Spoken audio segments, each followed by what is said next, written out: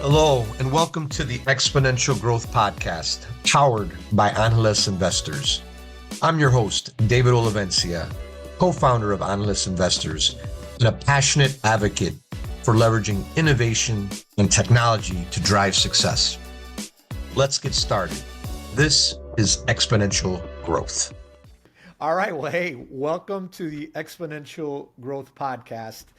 This is going to be an exciting session, exciting podcast that we have today. We are live in Chicago in Salvi Studios, the newly created Salvi Studios, and we're going to talk. And I'm with dear friend, co-founder, and the host of the CEO series, the Emmy award-winning CEO series, Will Salvi. How's it going? I did the reach around of the mic. It's tough. Thank you for having me. No, it's great, and I've been really looking forward to this one. And you know, I've seen a lot of your CEO series, so it's a bit of a high bar. Yeah. And Thank you. So we're gonna chop it up today. So look, what we do in Exponential Growth is we're in this world of a lot of exponential growth and change, whether it's technology, growth, disruption, and we talk about really what are these trends, right? Mm-hmm. And then how do you best invest in them, and how do you lead in this environment of exponential growth and change? And you've been a part of that with Salvi and how that's grown. I think your CEO series has grown, but you're now operating in this environment of content creation and AI. So we're gonna chop it up and talk a little bit about these areas. I love it. But let's start out with you, Will, and would love to just hear a little bit about you and because you're out there in the CEO series and you're doing a great job there, but I don't know if everybody knows about Will. So tell us a little bit about yourself. Well, it all begins in 1991. I'm just, but no, I founded this company with my brother Chris about 7 years ago, and originally we started as a kind of like a full service marketing agency, and we had no experience doing it. So we went into it, completely blind to how this all works. And we quickly realized like we were way in over our heads with regards to all marketing services. So we really gravitated towards video. And we actually went to Best Buy and bought a camera, and it was like a photography camera. It wasn't the right camera. So we just a lot of learning. $299. Yeah. Whatever. Yeah. This is a great deal. Then it didn't work. No, but we gravitated to video. We were like a video production company. Our company has had a couple of iterations. So the first like couple of years, we were more focused on video content creation. Project-based, just trying to like hustling and getting deals. Then we started to do more agency work, like trying to be a creative agency. We realized we weren't really great at that either. I mean, the competition in creative agencies is it's very high. And then we just started focusing more on executives actually through the CEO series. We started the CEO series about a month before COVID started. And we got Ed Waymer of Wintrust was our very first guest. Yep. And he's a great guest. Yeah. Great way to kick it off. Great way to kick it off. He was actually, I always give him a shout out because he's been a mentor of ours, but he also introduced us to Tom Ricketts, the owner of Chicago Cubs, Jerry Reinsdorf of the Bulls and the White Sox, and then like Greg Brown of Motorola and Pat Gallagher of Gallagher Insurance. Those four people are like monsters in Chicago in the business world. Right. So that got us like kicked off into the momentum going. Yeah. And so they all said yes, actually, because of Ed. It wasn't because of us. I didn't have some great pitch to them. It was Ed. And so after that, the reason I'm bringing the CEO series up so soon is because we started to transform our agency business into more of an executive communications agency, which is what we do now. And Chris, my brother, is the CEO and the brains behind that. And yeah, so we've been doing the CEO series for about 5 years or so. I've only started we only started focusing on it, like truly focusing on it in the last year and a half, 2 years, where it was like my sole responsibility was the business behind the CEO series, both the guests and the actual content. And then on top of that, the business side of it, partnerships, monetization, et cetera. Not sure where you want me to go in terms of my personal side, but I'm happy to. Look, I mean, you played football at Notre Dame. Yeah, right? yeah. That's, everybody knows that. You're on the CEO, but not a lot of people know that. I can give you a quick overview of before we started this agency, because I kind of was all over the place. So we went to Notre Dame together, me and my brother Chris. We played football together. He was good, though. I was not. Yeah. Let's make that clear. I was a walk-on for 1 year. He had 5 years under his belt playing, and he played, and he got a scholarship. He was awesome. Yeah. I played 1 year, and we played together. It was great. I went to D.C., was my first job out of college, worked for a senator from Indiana, Joe Donnelly. He became the ambassador to the papacy, or to the Holy See, which is really cool. And then I moved back to Chicago. I did that for about 2 years. I moved back to Chicago. I worked for a company called Ray's Holdings. Okay. That's a food and beverage distributor. It's actually like the 7th or 8th, top 10 largest private company in the U.S. Oh, wow. It's a really great company and very well run. And what was the name of the company again? Ray's Holdings. Oh, Ray's Holdings. Yeah. Okay. And then we jumped into this. Yeah. We wanted to, we always were entrepreneurial. We always wanted to kind of run our own business and be entrepreneurial. And I think the biggest thing too is Chris and I have always wanted to do something together. Yeah. And we always wanted to almost like control our own time and not to sound corny, but you control your own destiny when it's your own business. Yeah. And that always excited us. So here we are now. And and you guys have talk about exponential growth, but it's really taken off, the CEO series, because you talked about the momentum, how it started off. But it hasn't stopped there, and what I like about the CEO series is it's a diverse set of founders. You've got startups that have become unicorns. You've got Fortune 500s. Mm-hmm. You've got different industries, and the way you portray them in different areas, and the insights, and maybe even the distribution. Like you can maybe talk a little bit about the diverse CEOs you've had, but a little bit about the distribution, who's watching it, how it's kind of exploded. Yeah. So I'm glad you mentioned that, because we're very passionate about being agnostic to what type of CEO we feature, whether that's again a disruptor or a company that's raised tens of millions of dollars, hundreds of millions of dollars in some cases. Public companies, legacy brands, Fortune 500. So we want the variety of CEOs and we want the variety of companies just because that's what we're interested in. Yeah. And the distribution points, we currently have a couple of distribution points. One of them is Cheddar, which is like a financial tech channel, and that is a linear channel. So that is like literally we can go on TV or Comcast and it's on there. Okay. Or YouTube TV or Hulu Live, whatever. It's a 24-minute episode is our runtime of an episode. It is a produced show. So I want to make that clear. Like this podcast, as an example, is like a straight through podcast. Me and you are talking, which is different than like a produced show where we film for, say, an hour and a half and then we edit it down to the 24 minutes. Yeah. But we have it on Cheddar, entrepreneur.com, as well as Entrepreneur TV. It's like one of their streaming services. And they have a couple affiliate partners. And then it's also on Reach TV, which is an airport business traveler network. They replace CNN in the airports. So it's a really unique value add for some of these CEOs to come on. They don't pay for it, but it's a good PR placement for them. So that's what's valuable for them and their PR teams. I've noticed that they come on when good things are happening or bad things are happening. It's like they're either telling us about something that's good or they're doing some problem PR. Yeah, some communications for they're trying to get their brand back out there. So honestly, I love doing it. Okay, it's awesome. Well, you're great at it. I mean, it comes through in what you put out there. So kudos. And Thank you. And it's just kind of warming up. I mean, you got so much, and I got a sense of what's coming. But also, let's talk about Salvi Studios, right? So we're right here, right in the heart of Chicago, right? Google's right kind of Chicago door. Headquarters. They're putting a ton of money here. Talk a little bit about kind of why Chicago, why Salvi Studios, what's your vision for this, and how this is going to propel you for the next set of exponential growth. Yeah, well, one is we're firm believers and homers to Chicago. Chris and I love Chicago. We believe in the city. I think there's a wide variety of businesses and diversity here, and there's also diversity of business here. It's not just like tech. It's not just manufacturing. It's not. There's a lot of big businesses here, and we love that about Chicago.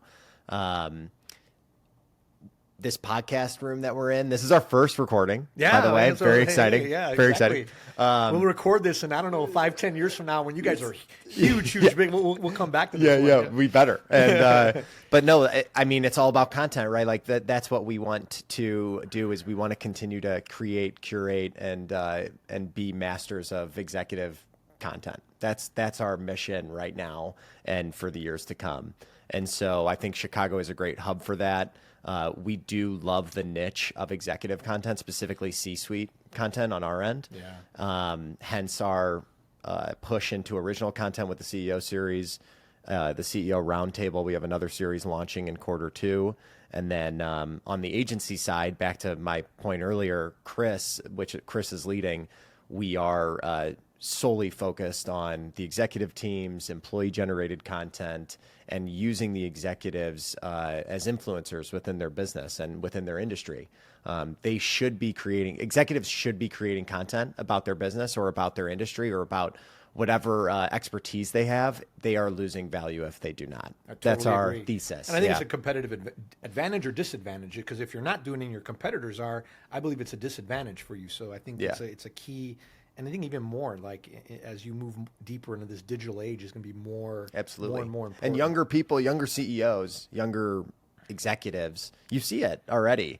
They're good at creating content. They're used to it. Yeah. They're used to having a camera in front of them and posting it online. They're not worried about it. Whereas the older school CEO or boardroom type person, they're in the boardroom, they're focused, their heads down, like, don't share too much. That's not what the risk side, right? Oh, too much risk. Whereas now it's like you're losing value because people want to hear your opinion on things. They want to know your values, where it's not just like a corporate video saying like, and we care about culture here. It's like, no. Values, integrity. Yeah, integrity. Shareholder tell value. me about how integrity, tell me about integrity by telling me a story, and showing me that you're about integrity, not telling me that you're integrity. So, and I think younger CEOs and the best CEOs do that now, or the best executives do that. They push their message because the digital landscape is much greater than it's big. It's everything. Everything's on. Yeah. I can talk to someone in India tomorrow, or today, and you can reach so many people digitally. So if you're not sharing whatever you want to share online, big mistake, truly. And you're missing big markets, right? Yeah. And so that gets us to, this podcast, Exponential Growth, all these digital tech trends, big trends that are happening out there.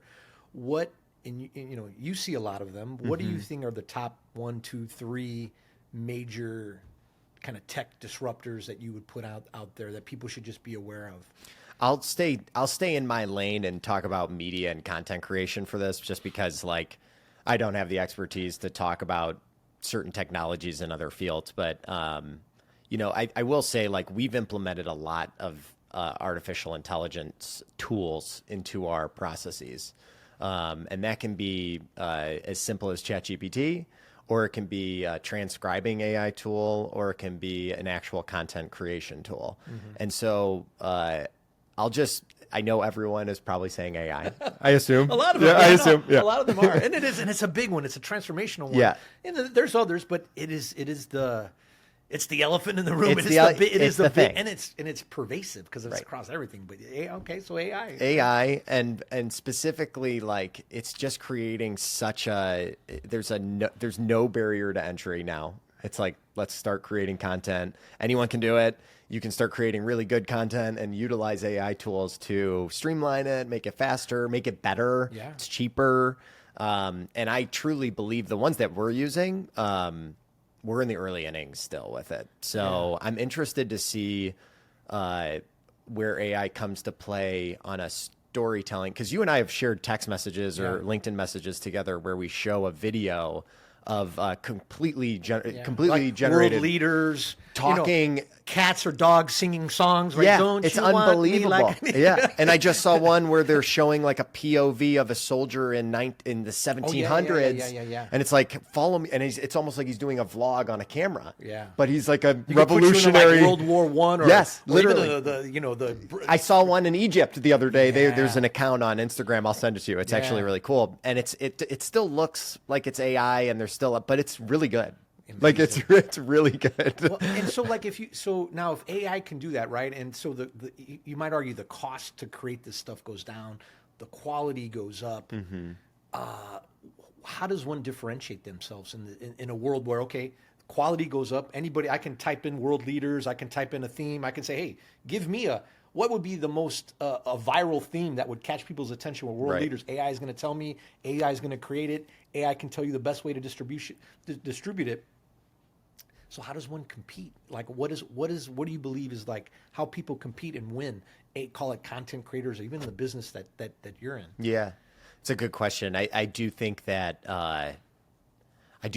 right now, at least, and maybe for the next few years, whoever can utilize these tools the best is how you win. Like if you say, like, again, back to the prompts to one of these generative AI tools. Like if you're best at utilizing that, or best at prompting the AI to create something great, like you're probably gonna have an advantage on the person who's just like creates it, and they get lazy with it and they're like, give me a picture of George Washington and whatever. But the people who are best at prompting these tools will win. That said, like, who knows where this goes? Yeah. Because the way everyone describes AI is that you won't even need to prompt them that well, and it's just going to keep creating it better and better and better. And also, what tools are you using? I use ChatGPT like daily. Yeah. And I know a lot of people do. Yeah. I know a lot of people that don't. I know a lot of people that don't. I mean, it's crazy. There's multiple, right? But I just like, it's a second brain. It's like a. It's crazy to me. Yeah. So like, why wouldn't you be using and leveraging and asking it questions and stuff right. like that? We just got like a contract in, and what I would previously, it takes me a while to read it, and you want to read it very, very tightly and make sure you're getting every word. And I still do that myself, but I'm also going to run it through ChatGPT. Give me, like, I'm asking it questions. Is there anything? Opinion, right. Yeah, absolutely. So, and then obviously we go through the lawyer, but I guess my question is to all this is like, which jobs? I don't think it'll replace jobs. I just think it'll just force people to adapt. I don't view it any different than, there are certain people who probably didn't want to use the computer when the personal computer started coming out, and then there were better and better computers, and there were people who started using those computers and using the power of those computers better than the past ones. So it's like it's just a new technology, and the people who are able to use it more efficiently and better are the ones who are going to win. Yeah. So any other technologies, or you say now you're going to stick in your lane, and then anything else you want to add on, like how you guys are using AI, for that advantage, or things you can share, because it's a competitive advantage. I don't necessarily want you to share. No. Right? I mean, we like I love talking about this because it's kind of back to the content creation. The barrier to entry is so low. Specifically, and getting lower, these are only going to get better. I mean, if you look at how fast it's happened in the last, like, AI videos are in the last 6 months have just exploded. Crazy, literally 6 months. That's called exponential growth. Yeah, right? I mean, right. I mean, and you've seen it online. I see it on LinkedIn now. It's not just fun bullshit Instagram videos. It's everywhere. Yeah. No, I think that the creation of content previously was expensive. It still is expensive. Like, you still need like a physical film crew to film this, right? Yeah. When people are involved, you can create fake stuff for a 20-second video, but what good does that do for a business right now? And we don't really know. But if they are able to create a vast amount of content and create a vast library of content, and it's good, that back to it, a competitive advantage. Like, if you're a B2B business, your competitors are probably not doing that. Mm-hmm. If you're a manufacturing business, or if you're a concrete business, like, you should be doing that. It doesn't matter what industry it is. I agree. It doesn't matter if you're in a sexy industry or a boring industry or whatever. You should be creating more content. Back to the digital landscape. It's so vast. You never know what customer could be out there. You never know what client could be out there. You never know what partnership could be out there. Like, why would you not try to reach across that and try to grab some of them? That's what we're doing. So in terms of what we use, I'll just give you one, like, and I'm sure you use it for this podcast. A lot of creators do, but like AI tools where you insert a main video and it creates a lot of social media content. Yeah. And what was previously done by a human Manually, right? manually, Painfully, yeah, manually. with the captions. And I remember 5 years ago, putting captions on a video was a pain. You know, someone would literally have to type it in, and, you know, there were starting to be tools to make it easier, but not really. Someone would have to like literally copy and paste it or put it in. And then you have to choose text and everything. And these tools make it so simple to just click and do it very simply.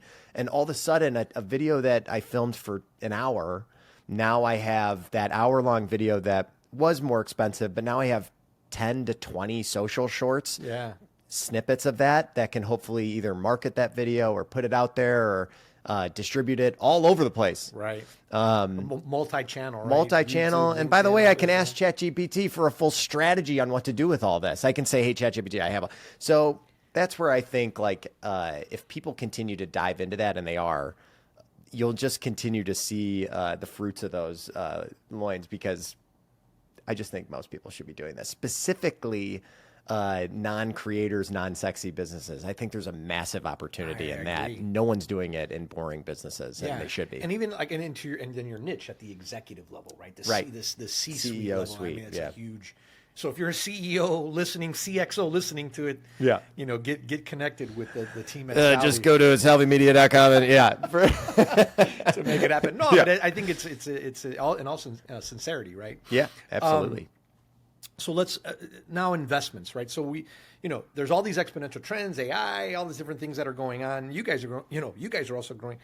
When you think about investments and where do you best place your bets to invest? It could be investing, you know, personally. It could be investing venture. It could be investing for the growth of Salvi, right? What are your recommendations to the listeners on what they should think about investing in these times of exponential growth? Yeah. So first is I listened to my brother Chris. I just want everyone to know that, and I listened to you too, David, and Adela, and I listened to people closer, because I will say I wanted to, when I saw your question when you let me know, I was like, ooh man, I don't know if I'm able to answer that well, this question that well. Well, one, I'll answer it as best I can. Okay. I will say I have made a good investment with Angeles, and but that was Chris. I'm going to give him credit. Can we give a shout out to that company? Is that okay on this bite? Are you okay? Canella Media. It's I hope it keeps going. Yeah. But first off, I try to not like outsmart myself with, if say we're at a pitch night and there's multiple founders pitching their businesses. I think first and foremost, I try to not outsmart myself and try to like find a diamond in the rough or anything. It's like, no, I want to make sure that the founders they seem like good people. They seem like they have integrity. They seem like they're doing the right things. They're saying the right things. They have a bit of a track record to show that they've done the right things. Like that's all signs pointing green, right? And then the business itself, is it something that I'm interested in personally? Do I see the problem that they're trying to solve? Do I see the product that they're trying to sell? Does it make sense to me? If those two things don't really align, then it's kind of like I probably should stay away from it, because now I'm just trying to like throw money at something and hopefully it grows. Not to sound like too simplistic about it, but those are two things that I look out for pretty significantly. Like, do I understand the business? Yeah. Because if I don't understand the business, it's like, why am I throwing money into it? Which I think a lot of people don't follow that, because you get these words thrown at you, or a founder saying, I've done this, I've done that. And all of a sudden now you feel like sexy, like this could be an explosion of wealth. And that could be true. But that's just my personal philosophy. It's like, if I don't understand the business fully to some degree, it's like, it's hard for me to, dive into that. Yeah, that's good. No, it's good. Good. Is that the most basic answer you've heard in investing? But sometimes it's not that off of what what Warren Buffett would say, like understand the business. I do think I'm simple, similar to Warren. Right? I just say Warren. Me and him are on a first name. No, but there is a bit of there's a bit of simplicity to it. You listen to different investors in different areas, right? And there's some that just are very, invest in businesses that you understand and right? That's like just a big one, right? Well, like Canela Media. Let's stay on that example. It's how I would describe it to myself is a Netflix for a Hispanic audience. Yeah. Okay. That makes sense to me. It makes sense as to why there wasn't one prior to Canela Media. It's like, why wasn't there one? Yeah. They're making original content. They're making reality television. They're making original shows. That all makes sense to me. Again, for a Hispanic audience. The audience is huge. This is all like in my head. I'm thinking to myself like, this is a no-brainer. Yeah. So, and then there's businesses that pitch, say at Analyst Investors at pitch nights, and I don't understand the business at all. Yeah. Whether it's a AI company for, some payment system for, I don't know, Yeah. whatever the example is. It's like, I don't understand the market. I don't understand that at all. So I'm going to stay away from it, or I'll try to learn more about it, but you know what I mean? I'm not that. I mean, I want to make sure I understand. Is it just, do I understand the business model? Is it simple? Because the more complicated it gets, there's more things that can break and problems that can happen. So it's like, no. Absolutely. I love asking the founders, like whenever we're at those things, is like, what problems are you dealing with, or what do you wish? Like, I think like simpler questions too help me. They just help me when I'm wondering about some of these companies, or should I invest or should I not? And this goes for any company that I invested in, not necessarily something from a angel group like this, or whether it's investing into a company on E-Trade or something. Yeah. I kind of ask the same questions, like what's the basic like market look like? Yeah. What are they trying to do? What's their leadership look like? Those are all. Those are good. I mean, all good, and everybody kind of has their own little thesis on what they look at, invest. Some are similar, and it's all these like.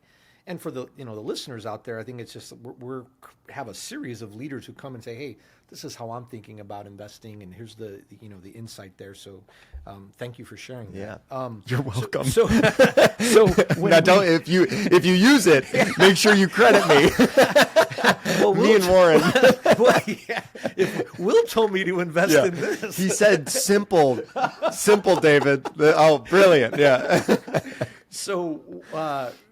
Thank you for all of that. So what's next for you, and what's next for Salvi? We're kind of share where this is going. I think we have a general sense, but I think there's maybe a little bit more you can share about what can the listeners out there expect from Salvi and yourself, Will, next 5 years or so. Yeah, so we are diving into executive content, like I had mentioned. The CEO series is in full force right now. We have a lot of great guests coming up, and I'll name a few. Like we got Maker's Mark coming up. It's a fun brand that everyone knows Maker's Mark, right? And that's important to us too. Is when you sign up a CEO. I did the bourbon. That's what we're doing. I'm doing it with the CEO. Yeah, he's giving me a tour. That's a good time. Goodyear tires. There's a Silicon Valley billionaire. We're going to do it in a spacesuit, literally. Okay. And he's gone to space with Blue Origin, and we're going to do that. That's really cool. So our guest list keeps getting better and better with the CEO series, and same with the CEO Roundtable, which is another series that we're doing quarterly. Okay. So as you can see, we're creating a lot of shows that focus on executives. We're launching a new series soon called the Tech Series. I will not be hosting that. And then we're launching a brand that hosts all these in about like a month or two. Okay. That's our main focus in the short term. But honestly, I want to get to the Microsoft CEO, and that's our goal, truly. So Satya, if you're listening, make it happen. It will happen. Don't worry, Satya. If you are listening, we'll see each other soon. It will happen. What are you waiting for? Yeah, what are you waiting for? This is the best video you're going to be on. So that's our original content side. Specifically, we're working on partnerships and monetization of it. So advertising on the show. But we honestly, like the next 10 guests that I have, I did not reach out to them. PR companies came to us and they said, hey, we want here's 5 CEOs that we have. Would you like to feature any of these 5? Yeah, and that's where you know you've hit it, where you spend all this time, and then now it's coming to you. You have no idea. I've sent like 2,000 emails to people where they're like, no, not at this time. Gosh. Binny's is one where I'm sorry, Binny's. I'm throwing you under the bus. But like Binny's was like, I've asked them 10 times, and this was 3 years ago, will you be on, like, Binny's is a big Chicago brand. Yeah. Like, would you be on it? No. And like clearly no interest. They didn't even run it by the CEO. I can tell by the email. It was wasn't even considered. And now I wouldn't even consider them. No offense. No offense to Binny's. And by the way, I'm a customer. I love Binny's. But my point is like, that makes us feel good, is that there's a level of trust with the interview. We always tell the PR teams we can ask them whatever we want or talk about whatever we want. There's no edits. There's no, like, they don't get to edit something out of it. The first 20 videos. Because then these marketing go, the comms teams. No, what's going to be, they get in there. Yeah, so it's important to us to be like, hey, look, like, we have a level of trust with all these CEOs. We're starting to go, like, I'm going to Toronto next week I'm going to Build-A-Bear tomorrow for the Build-A-Bear CEO, which, by the way, since COVID, they've been up 700% in their stock. So they've been crushing it. People are, and I thought this too. I was like, Build-A-Bear, are they still alive? Literally, I thought that. She's doing really well. Her name's Sharon Price John. I'm excited to talk to her. And then next week, I'm going to Toronto for Thomson Reuters. Wow. The Reuters. But they also have a law and I think tax. They're a very, $10 billion company. Trump just tweeted about Reuters. So I'm excited to talk about that with the CEO. He talked about their media brand. But and so, like, that excites me because we want to be someone where CEOs feel like they can come in and talk about their business, talk about themselves, talk about their initiatives, talk about hot topic issues. Like, what's it like when a president tweets about you in a way that's not, it's not happy. It was confrontational. What's that like as the CEO? That brings a lot of outside noise to your company. How do you operate like that? So I'm interested in his thoughts on that. But the next 5 years, we're going to continue to drive that portion of the business. In terms of Salvi, the agency, our executive communications agency, Chris would have a better answer for this because he's the one truly leading it. But, we're just trying to be best in class at what we do, creating like B2B media assets for companies to drive outcomes for their companies. We don't just want to make a video to put on your website and hopefully it goes well. No, we want to make content to drive outcomes, specifically and hopefully sales. Yeah. Like, that's what content's for, right? You don't want to, you can do it for culture, you can do it for brand awareness. That's all good stuff. But we want to do it to where the business says we got to keep driving this with Salvi, the agency. Yeah. And so we're just growing that, continuing to create the infrastructure around that. We're not some big agency. The agency model is tough. Yeah. There's a lot of it's going to get tougher. And it's going to get tougher. I will say, I think the agency model, like at bigger agencies, is bloated. From my knowledge and from our experiences, it seems like, say, one big account that a big agency has, they have a ton of people on their staff just for that account. I don't think that'll exist in the future. Yeah. But that's what we're striving to do. We're trying to compete. Trying to get big clients, and but we know we have to keep working our way up there. The CEO series and the CEO roundtable is in full force, and we're really excited. I'm honestly really excited. I wasn't kidding about the Microsoft CEO. I think it'll happen at the end of 2025 or early 2026. Wow, it's amazing. And so it's very exciting, and you're going to continue to ride that curve of exponential growth. You're in that great niche. You're executing on that. So very confident that this stuff will happen and more. Thank you. As you can. So how do people get in touch with you and Salvi on social? What are the social handles to get in touch with you and follow you guys? So we're on, I believe we're on all of them. So our content is all on our YouTube channel. So the CEO series is the channel. Yep. I will say it's going to switch to our new brand name soon. Okay. The CEO series will be under that brand. Okay. So, but that's our main flagship show, flagship product, if you will. And so we're on Instagram as well, the CEO series, and I'm on social as well. I'd love for anyone to connect with me on LinkedIn. I'm a big LinkedIn homie. Oh yeah, you are. Yeah, big on LinkedIn, and you're great on LinkedIn. I'm all right. do what I can. I Yeah. do what I can. Well, I it's do it for the important, people. I do it for the but people. it's, it's kind of what you mentioned though, in terms of you gotta put it out there. So, but I want to thank you for coming on the show. I think we had a lot of great content. I wish, the Salvi, the CEO series, the Emmy award winning CEO series. Wait a minute. We kept forgetting to say that right before each time we restart. Yeah. But no, it was great having you on, and just wishing you tons and tons of success in the future. So excellent. And we'll be in touch. Thank you, David. And I just want to say, I want to close out by saying, Chris and I appreciate you more than you know. And you're awesome. You've been a great partner and friend and mentor. And, we owe a lot to you as well. So thank you. Well, hey, I appreciate it. And so many great things ahead. Awesome. All right. Thanks, bro. Cool. All right.